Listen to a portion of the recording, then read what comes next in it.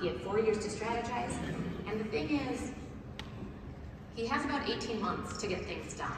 And that's a little generous in my opinion, because very soon, all of the politicization of the midterm elections in 2026 are going to cut his political capital, and he's going to be hamstrung in a lot of the things that he wants to do. So that is why there is just so much activity happening right now.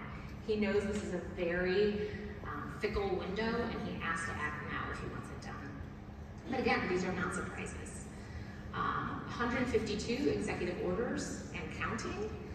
We know that he signed more executive orders than any president in modern history.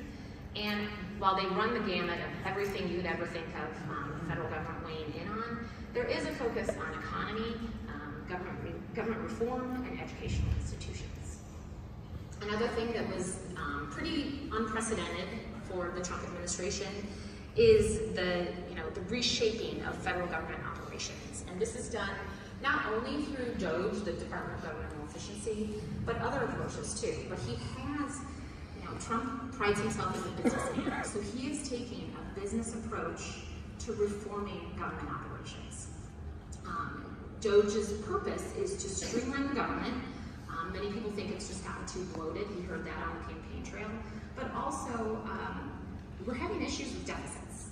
And recognizing that, there has been an attempt to, cut back on some of the expansions that have happened in previous presidential administrations, Republican and Democrat, to just really make sure holistically that the government is working for the people who are paying taxes. Part of what DOGE has done is placing executive teams within the government agencies to kind of spot check and check in on what they're doing, shifting oversight, and a lot of it is bringing the decision-making ability back to the White House. It is no secret that the economy is very much another center point of President Trump's administration. And we're hearing the administration increasingly describe it as a three-legged stool. Their approach to the economy is described as this three-legged stool. It includes tariffs, tax reform, and deregulation, which encompasses DOGE.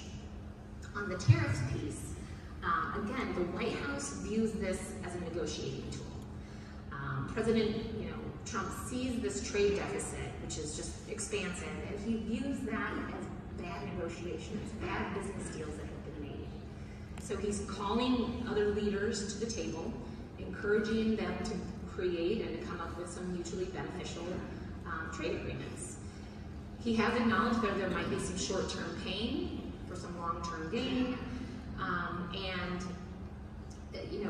we're seeing increasingly that some of the parties are coming to the table that we did not expect. So a lot remains to be seen there. I will say that the Senate was a little caught off guard by some of these broad actions on tariffs in particular. And so recently President Trump has sat down with some of the senators and discussed and fleshed out a little bit more of his longer term planning related to tariffs and how he intends on pursuing the America First agenda within the tariff space. And the third part of the stool, which I'm touching on very lightly now, only because it's going to be much more focused on in a little bit. Trump outlined his priorities for the Tax Cuts and Jobs Act, and that needs to be extended, but then he also kind of wanted to leave his unique print on it as well. So tax reform being that third part of the stool. The other thing that he's shown incredible prowess at doing and has been pretty consuming a lot of his time is that he is achieving a lot of these legislative objectives in Congress. They're looking to change some things. And so he's doing it with a very narrow GOP majority. There is a trifecta, but it's really, really tight. And so he's willing to, again, be that kind of negotiator who calls down to the hill and says, I need you to do this. What do you need to get to yes? How can we nuance this legislation? It's absolutely happening on Capitol Hill with Speaker Johnson and the leadership over there. But we have heard that Trump is making those calls when necessary. He wants to get his agenda enacted, so that he is willing to, again, make some of these calls when there's need.